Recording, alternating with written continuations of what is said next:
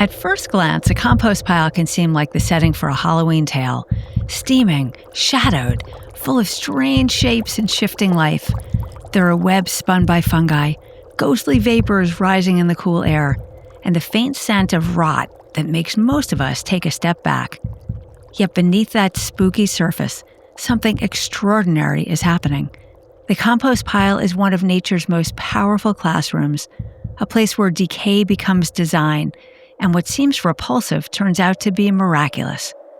In this dark and bubbling world lives one quiet teacher, the red wiggler worm. She moves through the unknown with calm precision, helping turn what we discard into fertile new life. And through her work, she shows us something essential about resilience. The transformation often begins in the very places we'd rather avoid. I'm Jessica Morgenthal, and this is Resilience Gone Wild, where we explore how nature's quiet brilliance can help us care more deeply for ourselves, for each other, and for the wild world we all share.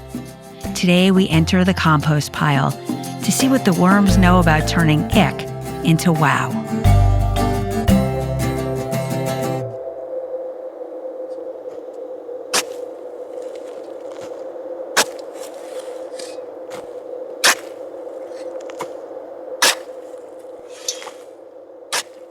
A soft thud ripples through the compost heap, followed by the slow, rhythmic tremor of a shovel turning from above. A new layer has been added and stirred. Apple cores, coffee grounds, curls of pumpkin skin, scraps of paper, brittle leaves. The mix is cool and heavy, still raw and full of air pockets. Sharp scents of fruit and damp earth drift through for a moment before settling. Deep inside, she feels the vibrations slide through the ground around her. She has no eyes or ears, yet her whole body listens. The skin senses pressure, moisture, and warmth. Tiny bristles register texture and motion, and the cells around her mouth detect the chemistry of her world, signals that tell her what's nourishing, what's neutral, and what to avoid. Every shift tells her something: how thick the new layer is, how damp the mixture has become, how alive her world remains. The air presses slightly cooler against her skin. The new material hasn't yet begun to warm. Still, she feels the faint shift of change ahead, the quiet stirring of life her body has learned to trust.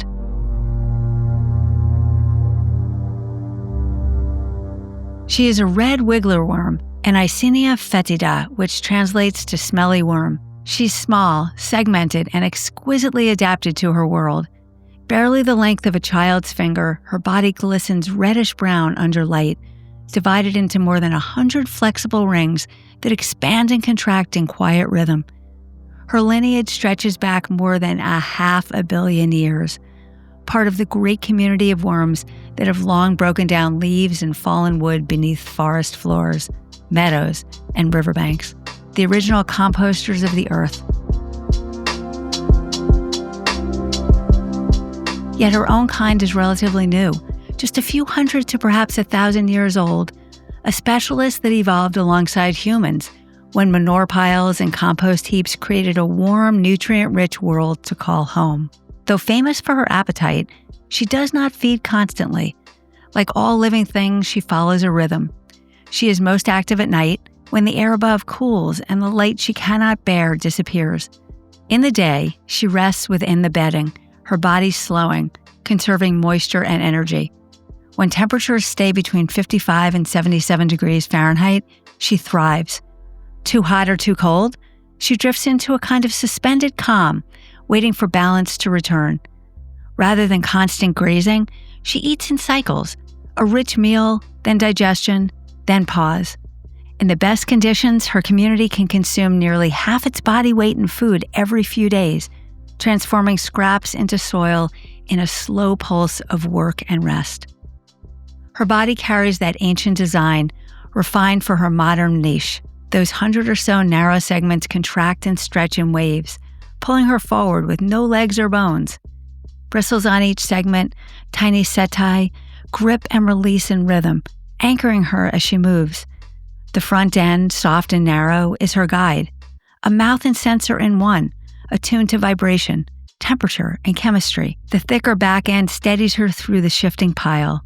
She breathes through her skin, a living membrane slick with mucus that keeps her moist for oxygen exchange, protects her from abrasion, and lines her tunnels so they hold shape and air, giving the microbes around her room to breathe. Inside her, a primitive yet capable nervous system runs the length of her body, a chain of ganglia connected by fine cords of nerve fibers.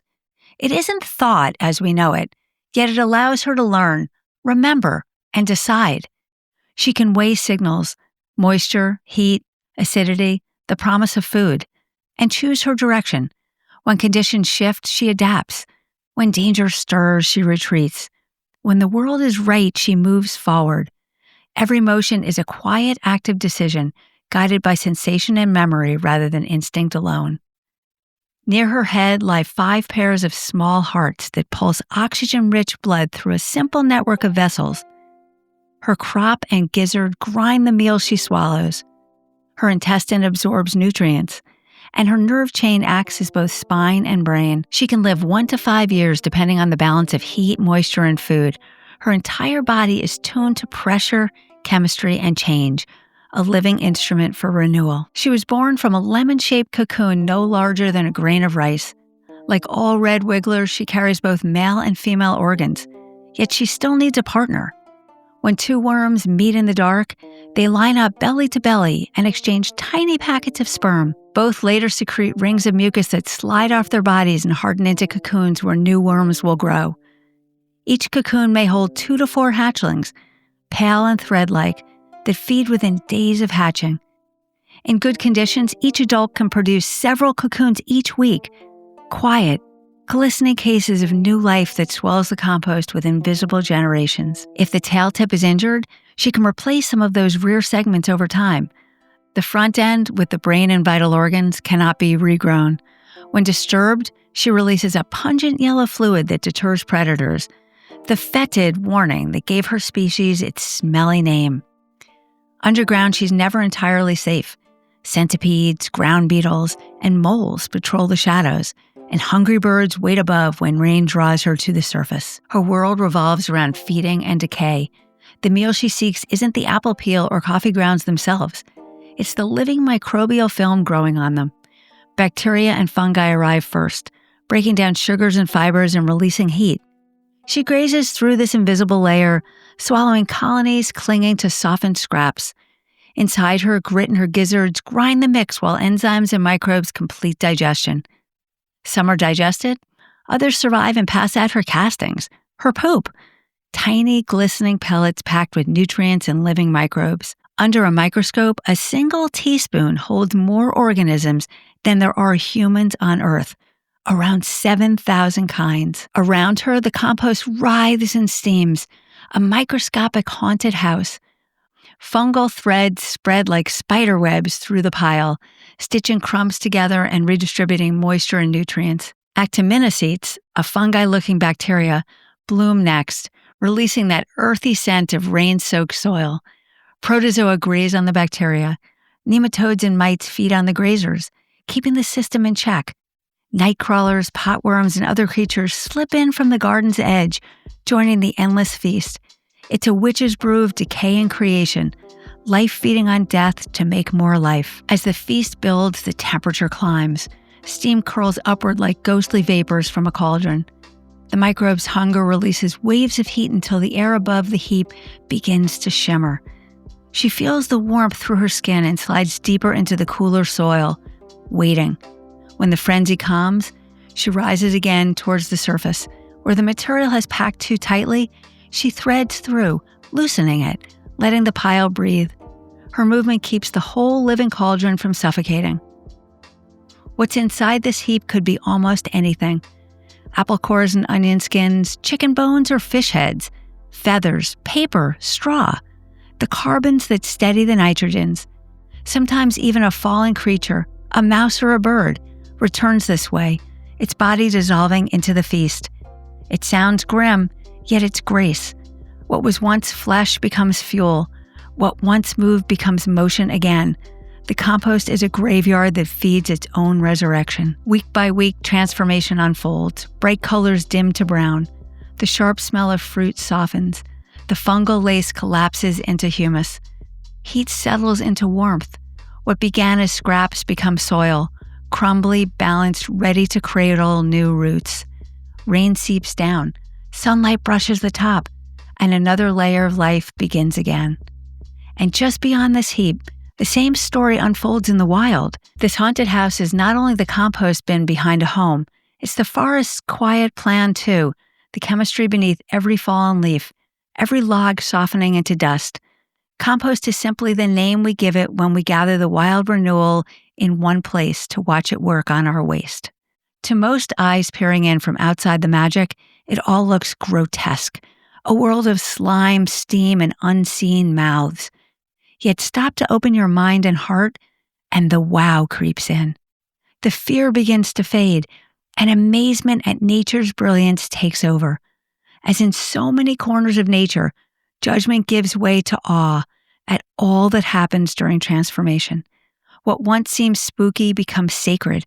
This haunted compost reveals itself as the beating heart of renewal. And through it all, she moves, patient, glistening, unafraid of the dark. A small red thread in the great breathing web that transforms what we discard into wonder.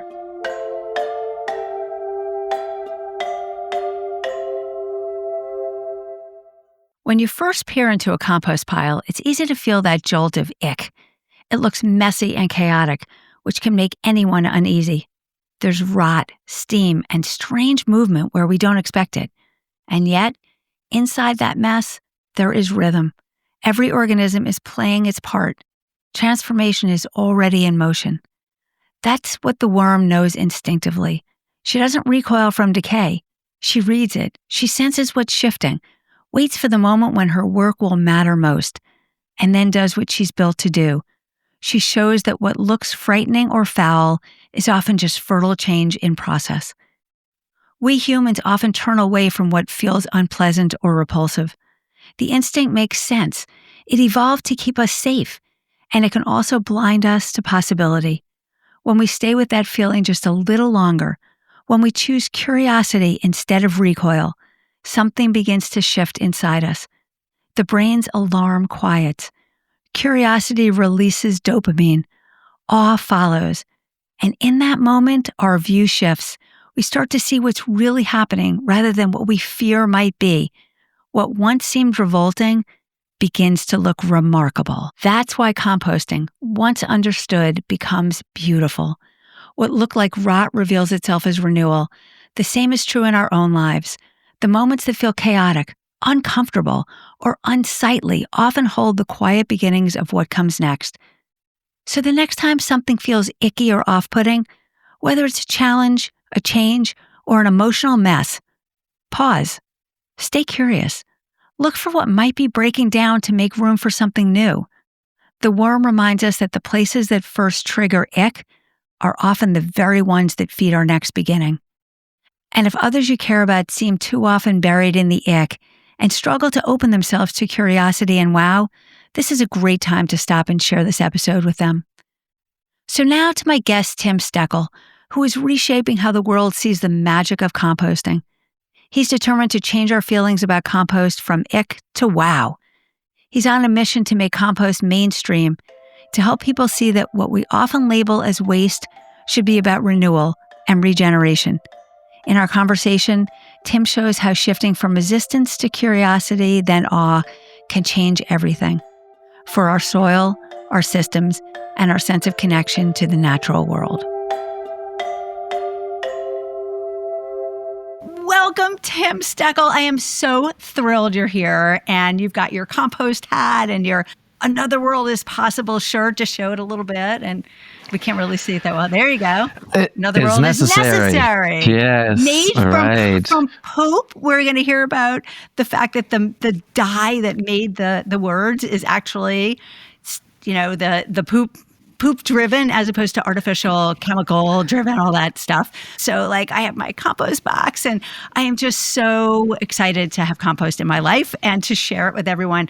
And in this spookiness of Halloween and connecting it with the great metaphors that come with like the witch's brew and these cool aspects of what we can play with around the darkness and spookiness and creepiness and the worms and all that. There is so much good stuff here to play with. So welcome, Tim. Thank you so much for joining me and our audience and at Resilience Gone Wild. And tell us like a little more than I just did about you and how you got into this like love of compost. Well, thanks for having me today. Glad to be here. Yeah, I'm Tim Steckel. I run the Compost Marketing Agency, and I got into composting kind of by accident, but composting is kind of a rabbit hole.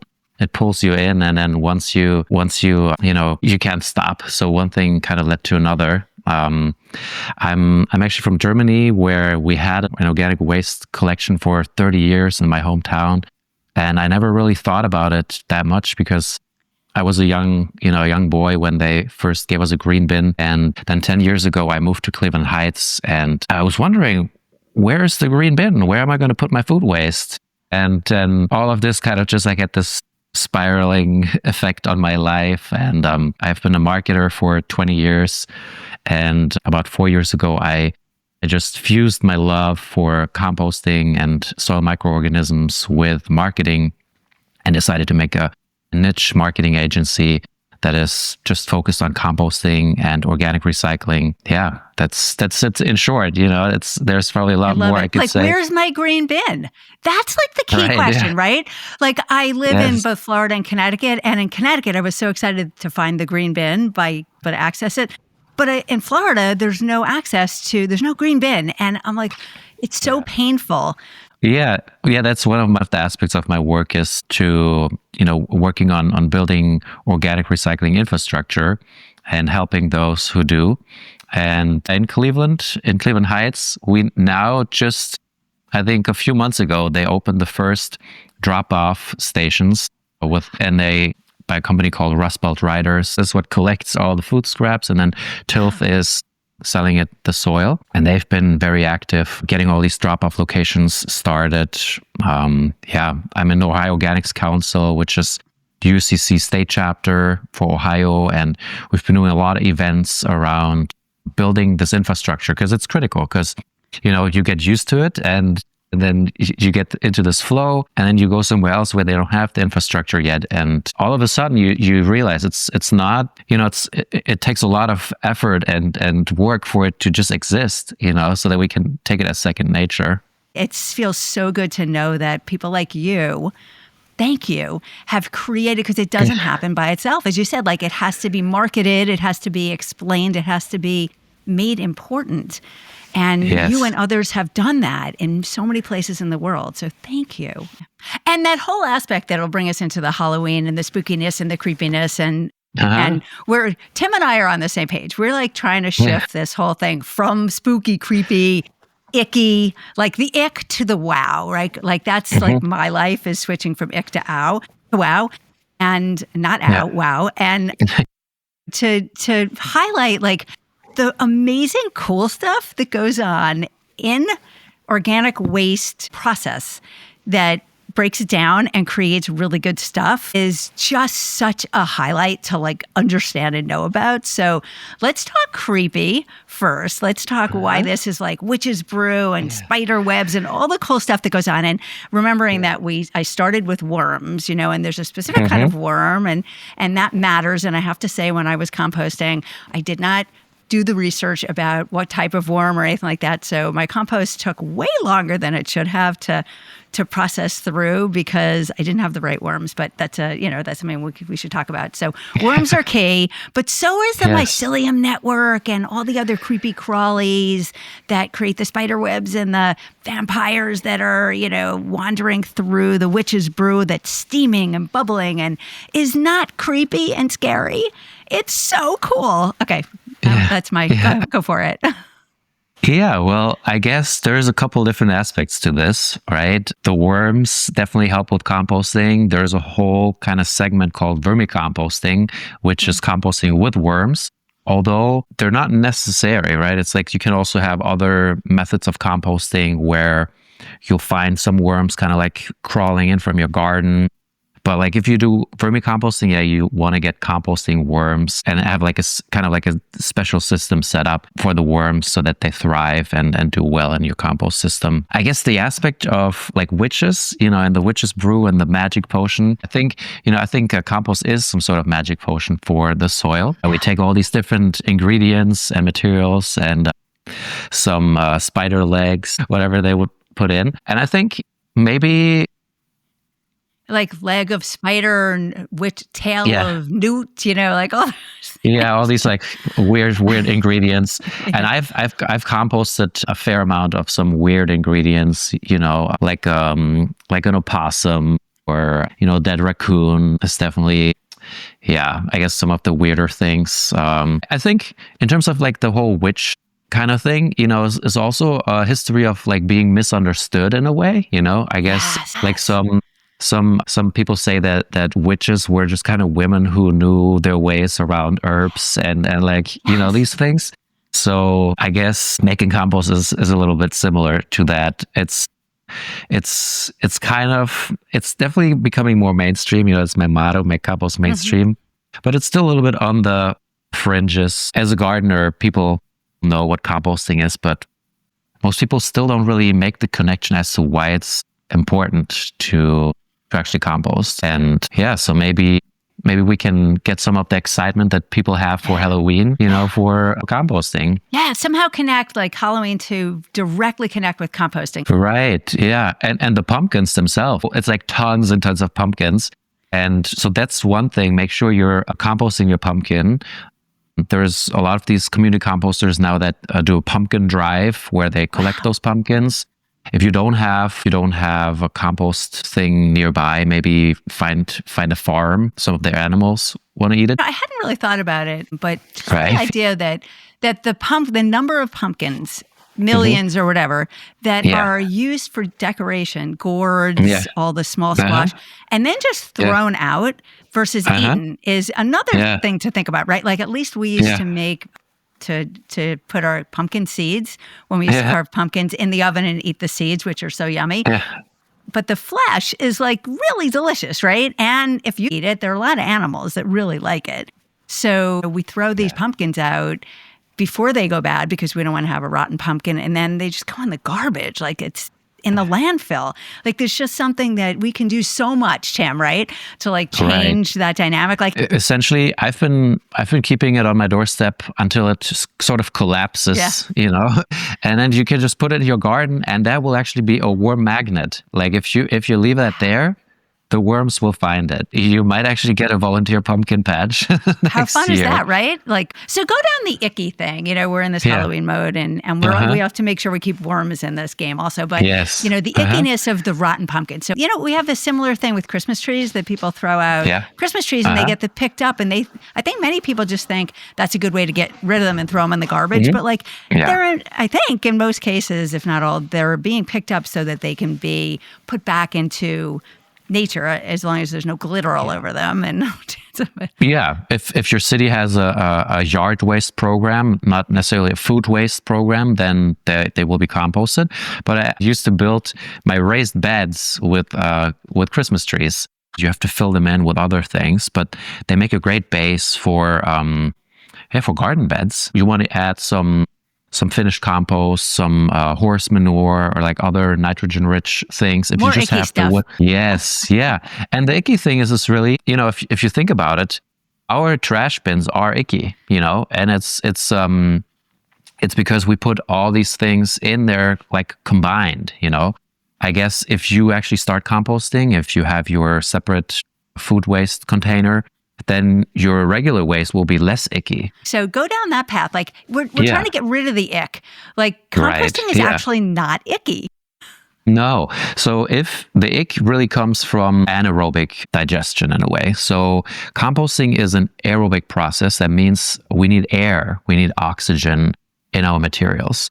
And if you just have a bunch of food waste that's kind of sitting in a bucket or in your container, then it lacks carbon. Food waste is high in nitrogen, And if you just leave that by itself, it'll just start to really get icky and smell bad. And that's a very easy way to troubleshoot your own composting. If it smells bad, usually there's two things. It's either not enough carbon material, and carbon material here means leaves, wood chips. Brown versus green, right? Brown, yeah. A cardboard or stuff Paper, like this. yeah. Paper, it's like, I used to be able to just kind of recommend cardboard and paper, but there's a bunch of paper that has like forever chemicals in it. And so it's weird. Straw, like if we're going back to like Halloween decorations, some people love to like put a straw bale out. That's your carbon. So you can blend that with How awesome with is food that? waste. Yeah. So essentially, when you compost at home, you got to make sure that you have a carbon storage, so to speak, because you have food waste every day, a little bit, right? Right. Yeah. But you don't really have a constant You do supply with of Amazon carbon. boxes. Yes, you do. If you do have those, yes. And so, yeah, or like brown paper bags, another thing. I used to like collect all my leaves in the fall and put them in kind of like a storage. You can like keep in those bags, put them in the garage. I keep in my chicken coop. But yeah, so every time you add a little bit of the food waste, you add some of the carbon, and then the carbon actually absorbs all these bad smells. And then finished compost, obviously, if it's finished, if it's went through the stages it needs to go through, it doesn't smell bad at all, right? Tell me about, I think it's called Oscar, but these machines that you put your waste in and it grinds it up and chops it up so that it's doing some of the work that the worms and the other critters are doing. And I'm not sure. And then they use it as compost. I'm not sure. And it's like a one-day thing. Like, talk about that, because that's a popular new way to compost. Yeah. So there were essentially three things that you just mentioned. First thing is Oscar. Oscar itself, I think it's just a collection system that has monitors and there to educate people on using the recycling things. So Oscar is a system that is like airports and other areas where there's high traffic, a lot of people, and you don't just have the organic waste, but you have like recycling and other waste streams. And then it helps you to recycle, essentially. That's Oscar. Then we have these food waste machines. And there we have a couple different types. So one is, there was like this whole controversy about them pushing into the market and calling themselves kitchen composters. Yeah. And then the composting industry like kind of had to push back and say like, wait a minute, like this is not actually compost in here. What you're doing is dehydrating and grinding. So food waste is 80 to 90% water. So if you kind of take that water out, you can, compact the mass by a lot. And that's kind of this one day thing where you put it in and then it's kind of gone. And then what do you do with it? What do you do with that? So that's the other thing. So what are you going to do with this? If you have this sort of like dehydrated and ground up digest state, that's what we call it, it's not finished compost. And I think these machines do a good job of like taking the ick out of it in a way. You need to still compost it. So like put it outside and give it time to mature. Blend in some other ingredients like leaves, because if you rehydrate it, it's just kind of sloppy. So you need to make sure it gets some texture. If you want to compost things, the more surface area you have, the better the composting process will work, because the microorganisms will start to digest it, right? So if you think about, if you have like, if you chopped off like branches of your bushes, you want to like maybe like run them through a shredder, like a wood chipper, so that it's small, more surface area, better material. With these kitchen machines, there's like one company that stands out for me. It's Wrinkle. And they actually add like microbes into their thing. So that then kind of takes it back into the composting direction. And it's less of just a powder, and it has actually some life in it. It also doesn't produce finished compost, but it's something where, it's already inoculated with microorganisms. And in sort of like, I look at it like from the big picture. I want to make compost mainstream. So we need to have a lot of different options, right? Some people, they will have the bin at their house. Some people have, something in their backyard. Some people have a pickup service. And then some people will use these machines in their kitchen. I think like once you start using one of these machines, you actually realize how much food you're wasting. Because like if you have this like dedicated spot for it, then you become more aware of, oh my God, like I'm I maybe could have like done something with this. And like in terms of like spooky things, right? Like the average household in the United States wastes $2,900 every year on food that they go straight in the trash, right? Yeah. So that's like a little vacation right there. So let's go back to the dark, icky Mm-hmm. compost pile, right? Yeah. That once you're like connected to your food and that whole process, it becomes less icky because it's so cool and so wow as to what's going on. But so tell us, what is going on in that witch's brew that's smoking and steaming and things that are moving around and the worms are like doing their thing, and put yourself in that compost bin and tell us what's going on as they wiggle through and create space and create more opportunity and get through the challenges of being stuck against something that is not edible Yeah. Well, I think it's the biggest thing that's so spooky is that it's invisible. So it's hard to imagine for us. It's like the microorganisms, we can make them visible if we use a microscope. And once you do that, I think it becomes less scary. And there's so many different microorganisms involved in composting. Bacteria, you mentioned fungi already. We have nematodes, and then we have protozoa. We have little things that shred things. Like the worms are actually already pretty large. We can see them, and the worms are actually eating the microorganisms who are breaking down the food. So a lot of people think that the worms are like munching on the apple, but that's actually not what's happening. The microorganisms are munching on the apple, and the worm is eating the microorganisms. So the worms are actually carnivores and omnivores. They're not herbivores. Oh yeah. They're definitely. And that's probably a matter of definition, right? Because microorganisms aren't really classified as animals because they're like single cellular organisms. To me, like once I've started using the microscope, like to me, microorganisms are just an animal. Like to me, the nematode is just like an elephant is an animal to me, So yeah, these 1 teaspoon, it's just like, I don't know, a lot of people have heard this, but like 1 teaspoon of healthy compost has like more microorganisms than we have people on this planet, right? And that's 1 teaspoon. So if you have a compost bin that's like a cubic yard, just imagine how many organisms are actually in there. And okay, stop for 1 second. Tim and I have a side goal that we're going to try and make compost accessible, easy, fun, all that stuff. So, there's some great activities and experiments and fun exploration that changes it from ick to wow. And this is like the perfect one, right? So if you're listening to this and you or your family or your community or you're in an education space, like get yourself that microscope that's probably nearby or is accessible and take a teaspoon, take a little bit of what's in a compost heap and be blown away, like go from ick to wow with these little experiments that are just life-changing, right? It goes from possibility to absolute, necessity. Yeah, I always say the microscope is like a never-ending subscription to the zoo. Like your zoo pass, you have to renew every year, and it's also nice. Plus, there's much more variety under the microscope. Like if you go to the same zoo, you'll see the same kind of animals. But like you say, like this, like ick to wow. And I've been doing workshops with kids, where I bring the a worm bin, and they're like, you can always see like some are like right in there, like, oh my God, like let me dig through the worms.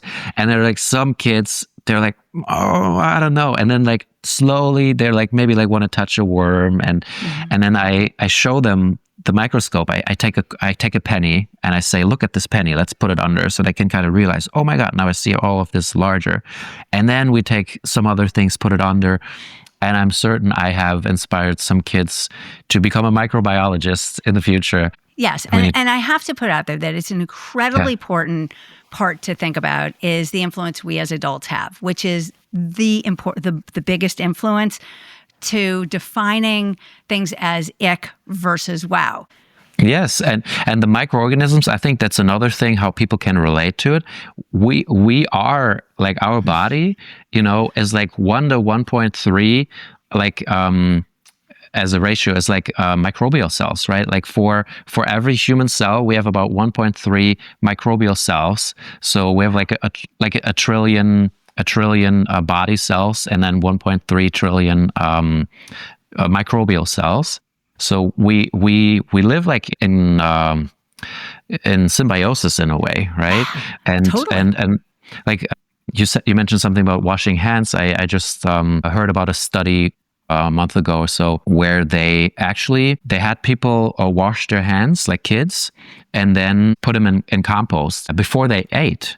So like one group ate, washed their hands with soap and then went eating, and the group with the kids where they just washed their hands and put them in compost, and they could see that the microbiome in their gut actually improved. So wow, it's like it really, there's so many things where we're interlinked. I think like connecting back to nature through our food waste, I think it ties all in. Like healthy soil means healthy people. It's all connected. So can you continue down the path of like what happens in this compost pile, all that good stuff that's happening that it involves poop and all the other cool stuff. So yeah, go ahead. Yeah. It's essentially a chain reaction of metabolization. So like the bacteria start to eat into the apple, or the fungi. So the mold that you see as a fungi, they start eating into which this. we think of as the spider web, right? That's like the setting of the whole thing that holds it all together. Right, but like for the worms, like this nice white fluffy mold is like a pot of spaghetti, and they slurp it up, and then the bacteria, they're getting eaten by nematodes, or there's like amoeba coming in and they eat the bacteria, and it's this whole thing of something eats something and then gets eaten by something else, and their excrements are being eaten by something else, and which is kind of the food chain, right? Like, let's be real. It's absolutely. Like, it's our food chain too. We're just eating things that eat other things. Yeah, and in terms of this particular thing, where we have a term, it's called the soil food web. So instead of it being a chain that's kind of like one directional, it's really a web of these going back to the to the idea of the spider web. And you need all these different players in it for it to work, and that's what makes healthy soil. That's what makes a healthy gut. You need to have the balance between microorganisms. The worm itself has a microbiome in its gut. That's why worm castings are actually such a great soil amendment or fertilizer for your garden, is because it gets enriched by the microbiome of the worm. So healthy or a good vermicompost has 6,000, 7,000, 8,000 different species of microorganisms in it. So if you think about that variety, right? Like which zoo has 6,000 to 8,000 different animals? So it's mind blowing to think about. Like if you ask somebody to name all the species they knew, right? They would be large. Like people wouldn't have any sense that all this small stuff is much more prevalent in terms of the number of species, and we underestimate them like crazy. Like we have no idea the exponential number of small creatures that are microscopic, or just that aren't that visible. They don't even have to be microscopic, that we're completely ignoring as vitally important to our ecosystems.